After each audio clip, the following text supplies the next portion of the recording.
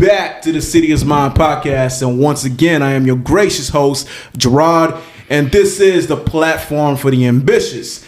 And we have a couple of ambitious fellas to my right. Go ahead and reintroduce yourself, fellas. Check. You already know, Stanley. Checking in. This is Craig. How you guys doing? Yeah, that's right. Hey, Stan, that should be your signature move, man. You got to. It might. You know where I got it from, right? For Ric Flair? No, from the Wood, Slim from the Wood, when they were young and they were like in the party. Oh, and he was like walking up to the ground like this. Hey, that's a throwback joint, man. They don't make movies like that no more. Yeah, so I definitely want to thank you guys once again. We appreciate you guys for tuning in to the podcast. And once again, you can find us on Instagram at City is Mine. It's also going to be located on Facebook, where the link is going to be located below. Be sure to comment, share, and subscribe to our page. So this time around, fellas, what we got? What we got this week, man?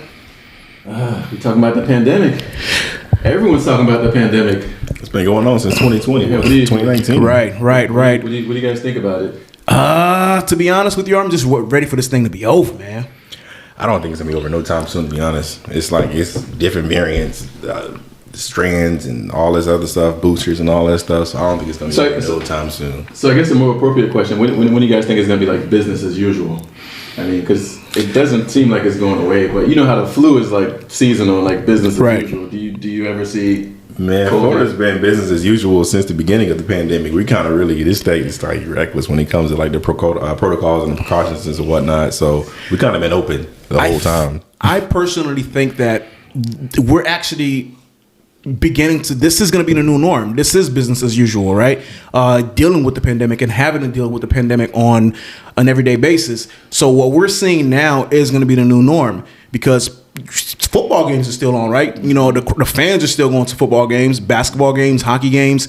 So, and a lot of stadiums, they're requiring you to be, vaccinated. Yeah. But the new norm and what we're seeing now is people deal with it. As far as that's concerned. So what do you guys think, is going to change anytime soon? I mean, I really don't know. Like it's been coming up on what, like a year and a half, 2 years? Like 2 years, man. 2 years. Yeah. I mean, I guess first, like it's affected us, right? Like I think we can all agree it's affected us. Most definitely. Just with me personally, I actually got laid off from my job in 2020. In the beginning of 2020? Towards the end of 2020, like September 2020. Gotcha. I was laid off from my job, which turned out to be a blessing in disguise. I was actually able to kick off my business and start running that. That was a layoff due to the pandemic, right? Due to the pandemic, okay, correct, right. So the company I worked for did a lot of cutbacks. So I took it as an opportunity to start my own business, and I ran with it. But it's also affected me in other ways too, like my kids, for example, right, having to homeschool them for a year, just health wise, just being taking precaution. When we go out, the mask mandates, just everything in general. I think we can all agree. Yes, it's affected us. Yeah, I actually homeschooled my son as well. So my son was homeschooled because I just didn't feel safe for him to actually go into school where I don't think it was mandated for kids to wear masks at one point. Mm-hmm. But during the beginning stages, I preferred to have my son be homeschooled. And to be honest with you, like the learning curve being homeschooled, it's not the same, because he was looking at his teacher through a computer. So he wasn't really getting as much of an interaction with the teacher. But at that time, I felt like it was the safest thing to do. Craig, what was your experience? I know you have a son as well. Right. What was your experience dealing with that with him? Homeschool as well for him. Well, not really homeschool. He was in ninth grade when that was going on, but he was actually going to school online. But I was trying to do as much as I can with him and being aware and keep on top of his grades, because what he will be doing, he's being a little bit lazy. He will be in his room with a hoodie on under the covers with the headphones and the iPad during class. I'm like, hey man, what are you doing? Like, turn your camera on. I go, we can do this. Like, it's different, but I don't know. That's I'm trying to. smart though. Yeah, I know. Right. I just wake them up in the middle of class. Like, what are you doing, man? Like, oh, we're in class right now. Like, you're not paying attention. Right. You Did he taking a set nap. like a mannequin, like in front of the camera? Nah, he was just zoned out. The camera was off. He was taking a nap. Can you fellas imagine, us, when we were younger, we were in school, can you imagine us, having to deal with like going through a pandemic and even having technology back in the day? Because back then, things were so much different. There was no such thing as a homeschool unless your parent actually, decided to teach you from home. But I never experienced that in school, I mean, I remember getting sent home, like being suspended, and it was just like you were happy, right? Like you were happy, like if you got sent home, you were like, oh, you got 3-day suspension. So that was your homeschooling, huh? Like, getting suspended. And another point is, I think the pandemic is fueled by technology, right? I think if this would have happened 15, 20 years ago, it wouldn't have been at the same magnitude. It would have been way different. It would have been way different. It would have been sort of, kind of like what you're hearing on the news and newspapers and maybe like word of mouth. It wouldn't have been all over social media. Right. We didn't have social media. It wouldn't have been fueled by millions of people and their opinions on the topic. People would go crazy, man, because imagine you didn't have cell phones back then, right? No FaceTime. No FaceTime, no nothing. So if there was a pandemic, let's say, back in the 90s, like the payphone lines would probably be long as hell. You know what I'm saying? So it's kind of like, I can't really picture something like that back in the 90s, man. Most people didn't really have cable like that. But we did go outside and stuff. But as far as the experience itself, man, it's been garbage to me, man. I was about to say, how was your experience with the pandemic in the beginning? What happened with you during the pandemic? Honestly, once again, I didn't like the fact that I had to homeschool my son. Business slowed down tremendously. And also, you guys remember everyone was like, applying for all these kinds of loans and things of that nature. So it wasn't just big businesses that was affected. It was small businesses as well. You guys know I'm a big business kind of person or whatever. So things that I've started, it took a hit. That goes back to me saying, you fail, you get up and try again. Yeah. But the pandemic did affect me in that sense. Besides that, I just hated the fact that there was just so much chaos because in the beginning of it, shelves were gone, food and toilet paper. Come on, man, toilet paper. Understood the whole purpose of everybody going for toilet paper, and it was just completely gone. Yo, how many times you gonna use the bathroom, man? Like seriously. I thought we were gonna be wiping our ass with leaves. Yes. No more toilet paper. Or some Fred Flintstone shit, man. Start wetting some notebook paper. Yeah, that's.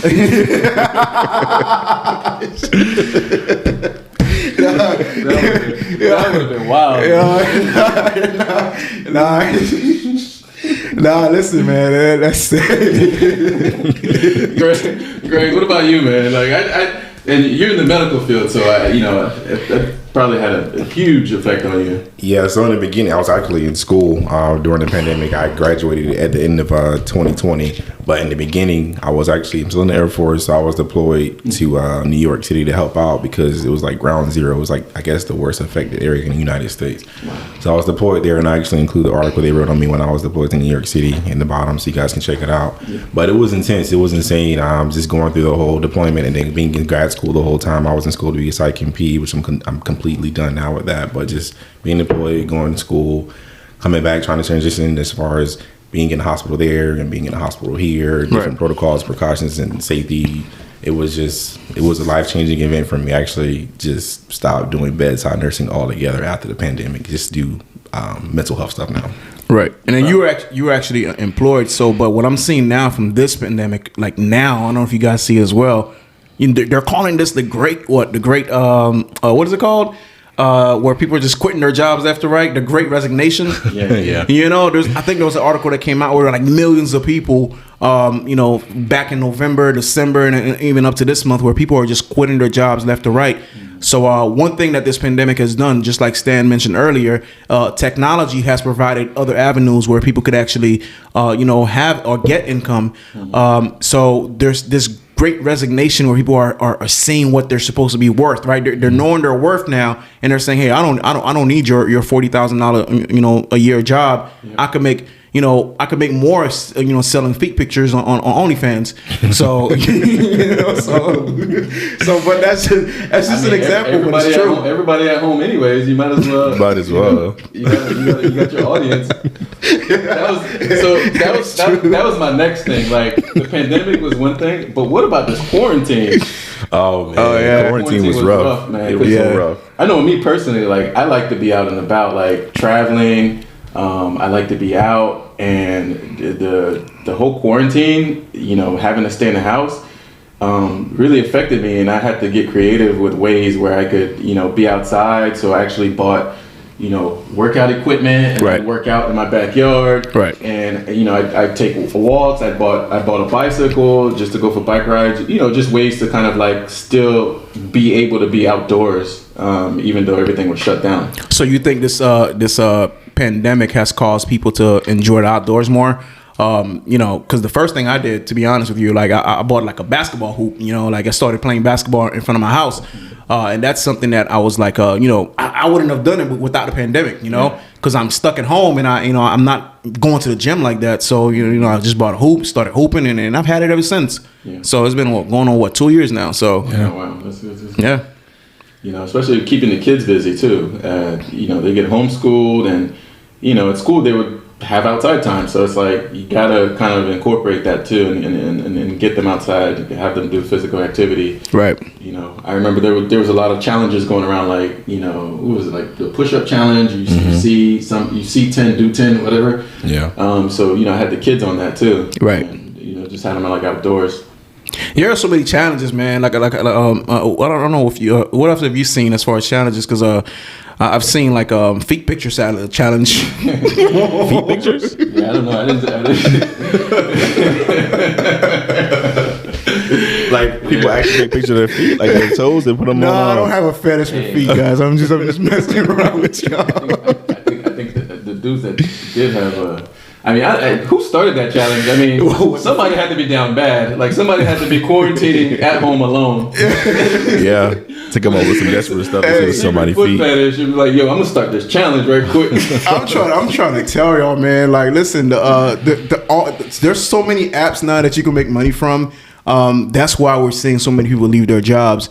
You know how you're talking to, like, you know, one of your friends, and then you speak about something, right? You're like, hey man, like, I wonder if there's an app that, like, you know, takes you from Jacksonville to Miami, and all of a sudden you see an ad pop up for, you know, for something that does that service. And I'm like, there's services for everything now. So I don't think people are, you know, sticking to just going into the office and staying into the office all day long for 8 or 9 hours, because they now are seeing that they have options. So this pandemic really has expanded people's you know, as far as like mind frame, as far as what they consider work. Yep. Right. I was going to ask you, same thing, Craig. How has the quarantine affected you? I mean, being in your field, like, was it business as usual, or did at some point things were kind of like shut down as well, and you had to be home? Honestly, it was never quarantine for me. I was always working. I was either working my normal shift, or I was actually picking up more shifts, because a lot of the nurses or the staff would actually leave to go to traveling assignments, or they would just leave because it was just overworked and just a lot of stress. But it was never really a quarantine for me. The only time I actually quarantined was just wild. I actually caught COVID. I was in New York City for 2 months, 2.5 months. Didn't catch COVID. Working in the hospital, didn't catch COVID. I caught COVID at the end of 2020, like the same week I graduated from grad school. Oh, wow. And I was quarantined the 14 days, whatever then. But other than that, I was working the whole time, and then no breaks for me. Yeah, I was gonna what was I gonna say? So Stan, I know you mentioned you did like outdoorsy stuff, right? So once the quarantine was done, guys, like, were you guys convinced to really go back into like, were you guys in a hurry to go back to the bars, go back to the club?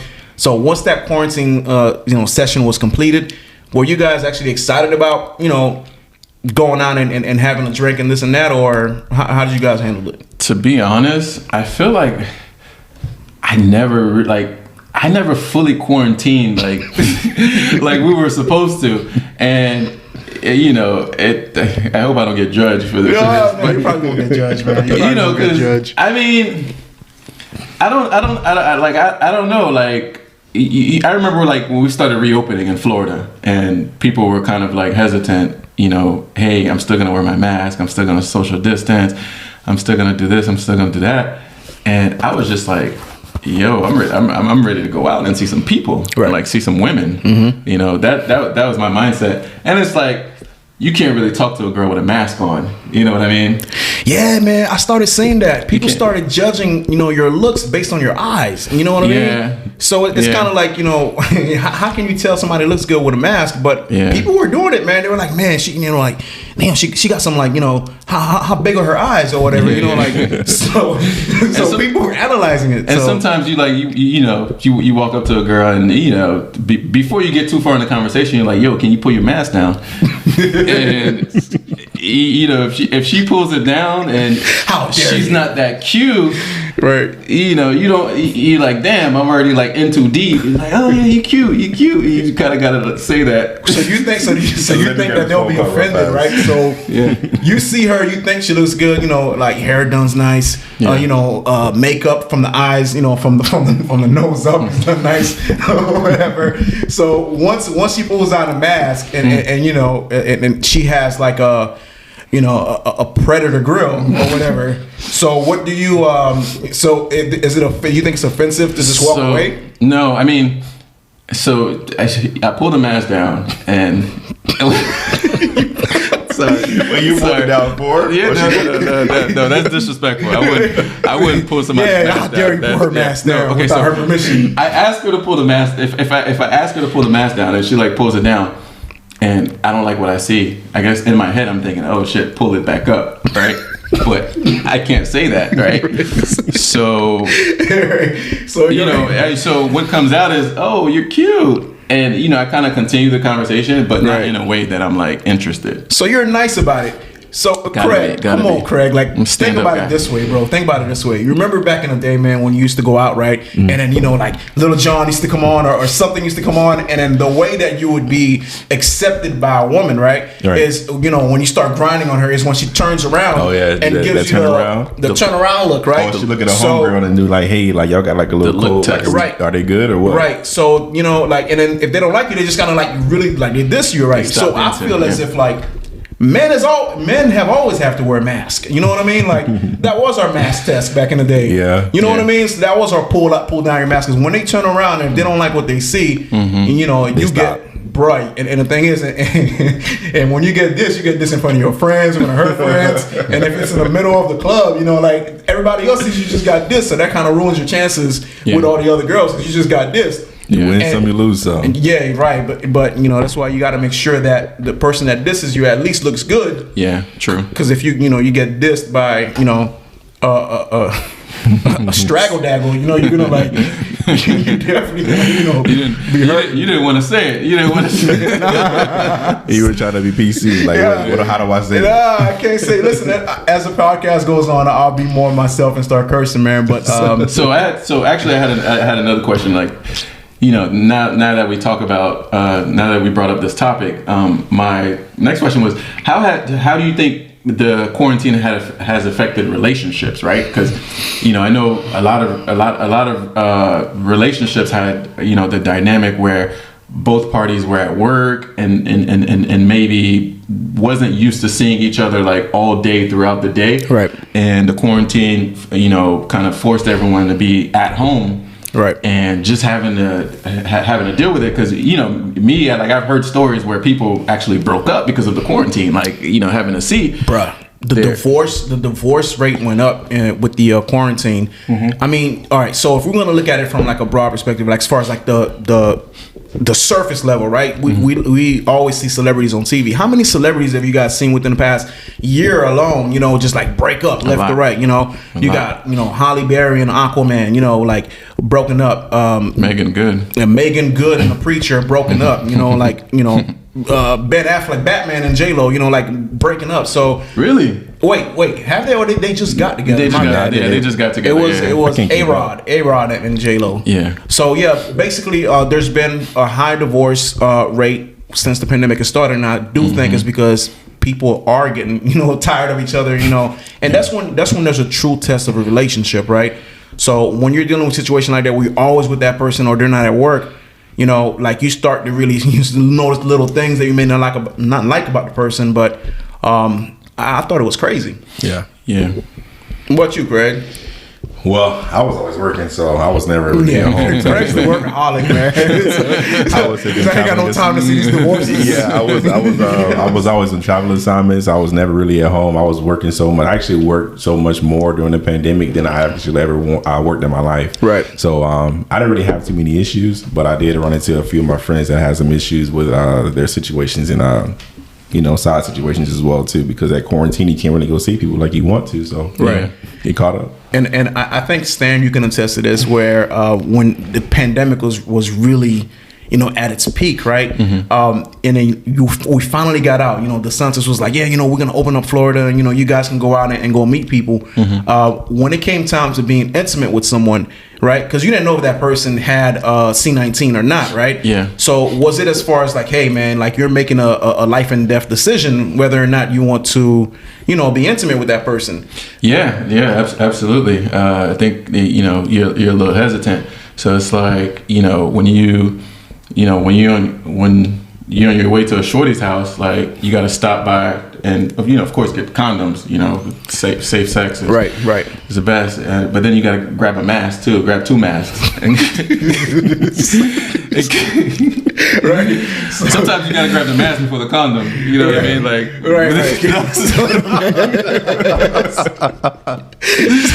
So you gotta have a condom for a condom and then a face condom. A face condom too. Yeah. Honestly, man, like I prefer for things to be open, right? Just like Stan was mentioning earlier, as far as getting out and meeting people and doing business with people. But they are more and more places are requiring for you to be vaccinated. Which is gonna lead us into the next segment. As far as like vaccines, this is a very sensitive subject. It's a very sensitive topic because everyone has their own as far as views and worldly views as far as the vaccine. We don't hate anyone who chooses to get the vaccine or who chooses not to get the vaccine. It's your own personal choice. But it is something that, it's on the table. It's mainstream news right now. Right. So what were your fears as far as the vaccine, or were you guys okay with getting the vaccine, if you don't mind? I didn't really have a choice. I had to get the vaccine. That's what I was going to say. So it's mandated for a lot of people. Yeah, so for me in my profession in the beginning of the military, it was mandated for me to get it. But honestly, I think it's like any other vaccine that we received as a kid or anything else. It's beneficial when it does. It's not going to, I would say, cure COVID or whatever the case may be, but it helps with the long-term the side effects, as far as the acute side effects, is being reduced in the hospital admissions down, as far as because the hospitals were overwhelmed with patient admissions. So that was the whole purpose of the vaccine. So for that reason and for that purpose, I say the vaccine was actually appropriate. But of course, we getting these boosters and whatnot, different variants. It's skeptical because it's so new. But I think the vaccine is appropriate for us to all get. My opinion, medical opinion. So a lot of people don't know this, but I actually got the vaccine before the pandemic. Well, you got I was. you had the C18 vaccine. So no, I mean, and shout out to my Haitians. So I was born in Haiti, and when I was like a few days old, I got a vaccine in Haiti, and it's actually kept me from getting sick like my whole life. You're talking about your vaccine. I mean, my Haitians can attest to this because I think we all still kind of got like a mark on our arm. From that vaccine, but that's smart. Yeah, I got it too, man. I'm just so you guys can know, I'm Haitian as well, and I know exactly what vaccine he's talking about. It leaves a big mark on your arm, and that's supposed to protect you for the rest of your life, even into the afterlife, man. So, that vaccine that they give you was really strong. Yeah. So, just like Aaron Rodgers, I'm vaccinated. Oh man, that's funny, man. Okay, hold on 1 second, my bad, y'all. Okay, cool. Yeah, but so Craig, you started talking about the variants and the booster, right? And it seems like every 2 to 4 weeks there's a new variant dropping. I mean, they're dropping more often than Jordans now. Yeah, they are. What do you think about that? Like, what do you think about the variants and all these boosters required? in order to maintain your health. So everything said and done, I originally thought when we got the vaccine it was going to be an annual thing, but I think now because it's still so prevalent, the boosters are going to be effective because it creates antibodies in your system, so you can actually prolong being, I guess, acute symptoms from COVID. But I think it's going to be going forward an annual procedure or annual process where we have to get a COVID vaccine or a booster, just like the flu shot, because that's just part of the culture now. But it's our norm now. Honestly, we just got to adapt and go with it. Yeah. Right. And also, like those who are vaccinated, we can't help but notice that they're getting sick too. The perfect example in real time right now is Stephen A. Smith. Stephen A. Smith, he took some time off. We haven't seen him on First Take, but he came back and he actually had an interview to where he mentioned he was vaccinated, double vaccinated, triple vaccinated, but he did get really sick from catching a certain strain of COVID. So when it comes to being vaccinated, a lot of people think, hey, I'm vaccinated, I can just go, do whatever I want to. You can still get sick as well. And I think that's where a lot of people are like, hey, if I'm going to get sick and with the vaccine or without the vaccine, why get the vaccine? Which I understand that point of view as well. Well, I understand that too, but with the vaccine, like I was saying, it helps reduce hospitalization. So, like for example, like if you had a pre-existing condition that you did not know about, and you actually did get COVID, and you didn't have the vaccine, it'll just actually make the virus a lot worse within your body. Yeah. But if you had the vaccine, it has certain antibodies that actually prevents you from actually having different long-term effects or different side effects from pre-existing conditions that you have. So the vaccine is it not to say it's going to prevent you from getting COVID, but it's going to prevent you from having those very acute hospitalization admissions as far as being on a ECMO, which is a breathing machine, something that breathes for you, and being in ICU or being completely intubated or whatnot. So I think from that standpoint, I think the numbers have changed. Don't quote me, I'm not sure, but it does help with the acute hospitalization. That's why the whole vaccine process is mandated and I think a very important subject, just to bring it up to you guys, is now children are able to get vaccinated, right? So kids are able to get vaccinated, and I have a son. I have a 7-year-old, 6-year-old son. My bad. I have a 6-year-old son, and he's at the age where he can be vaccinated. But to be honest with you, I'm going back and forth. I'm like, not sure. I'm not sure if I want my son to be vaccinated or not. And I'm not comfortable with getting my son vaccinated yet. Yeah. I've expressed this, to my family, and I feel like I have a legitimate point because I do feel like where there's not been enough time where it's been tested yet. And, for a child that's growing, when a child is growing, they're developing, different things. Their bones are getting big, they're growing. So they're going to go through some, growing changes. Yeah. So for him, how does that affect them? I'm trying to take the word of the experts, but how do you guys feel, having children? I know, Craig, your son is a little older, but how do you guys feel dealing with vaccination in kids?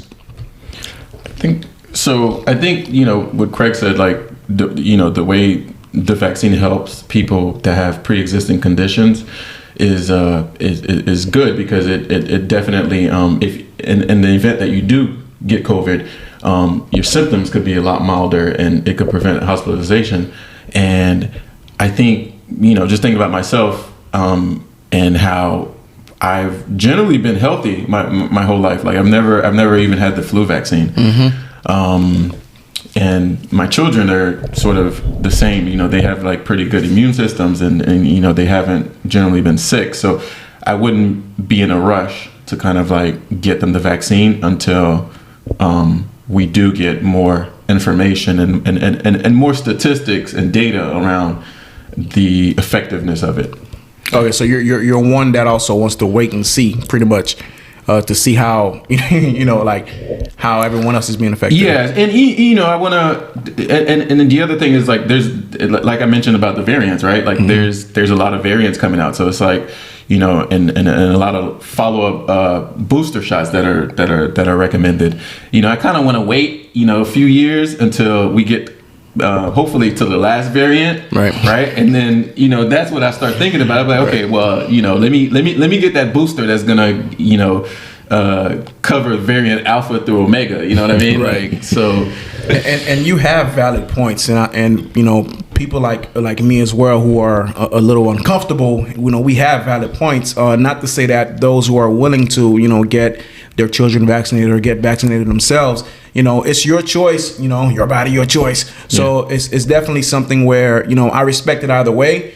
I feel like everyone should be respectful of everyone's decision, whether to or not to get vaccinated. Right. But besides that, I feel, and that's a good point, but I feel like the key should be your decision, right? Like the way that it's been mandated, in you know, different fields and different, you know, jobs, like you needed to travel.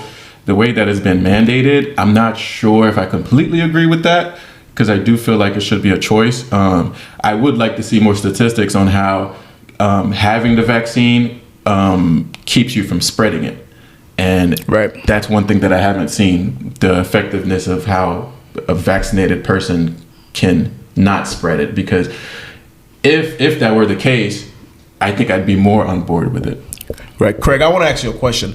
All right, so I'm going to put my, you know, Kofi hat on real quick and mention this to you. So exercise is, you know, obviously a good way to stay, you know, to keep your body, you know, healthy, as far as like your lungs healthy, you know, your breathing healthy, your blood flowing.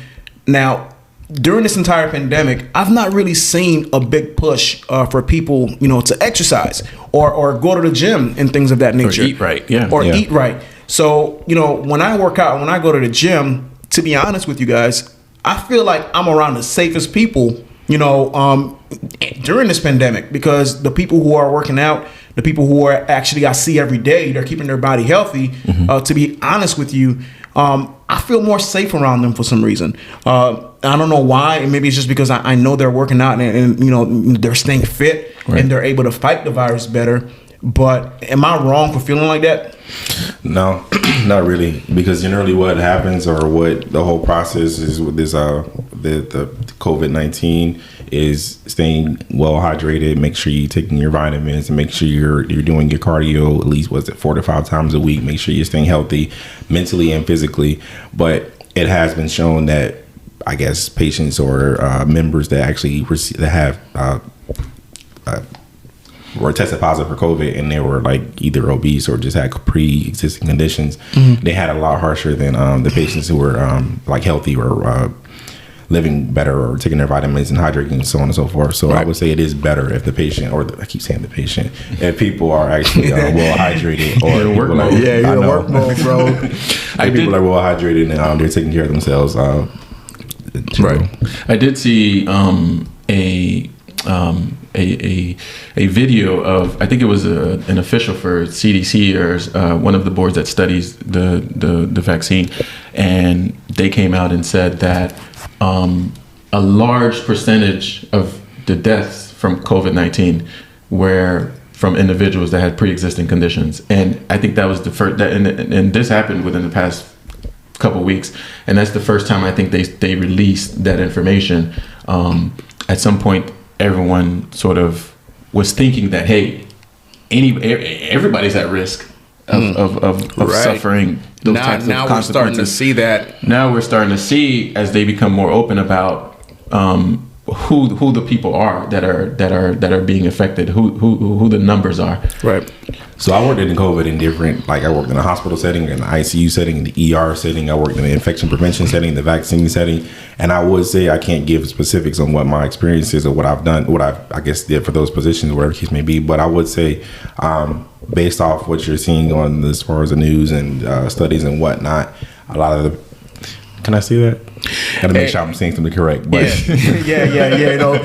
You know, tread lightly. You're right.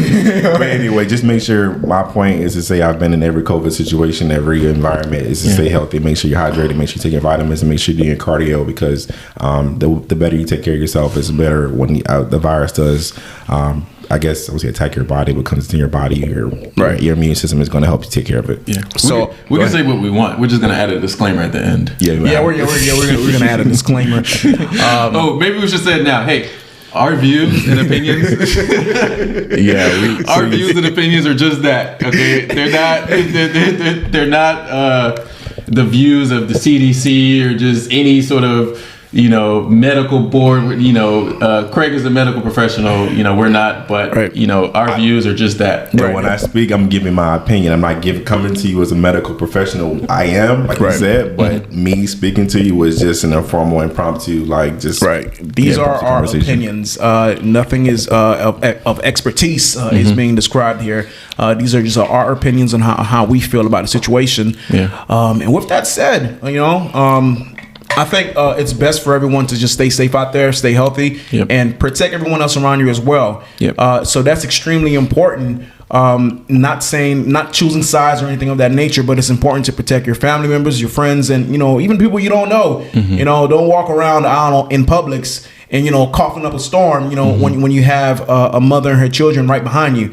Yeah. So stay safe and protect everyone. Vaccine or no vaccine, I don't want anybody right up on my ass in the line at the grocery store. So facts. Right. Coughing and everything. Yeah. Right. Sneezing. Right. And besides that, man, I think that's a wrap for this episode. Yes, sir. Definitely thank you guys for joining us once again this week. Remember to follow us on Instagram at City is Mine. The links for our Twitter, Facebook, and all the other social platforms is going to be located below. All right, with that said, we appreciate you guys. Make sure to subscribe, comment, and share. Give us your thoughts. Give us any ideas. Holla at us. All right, and we'll see you next time. Peace.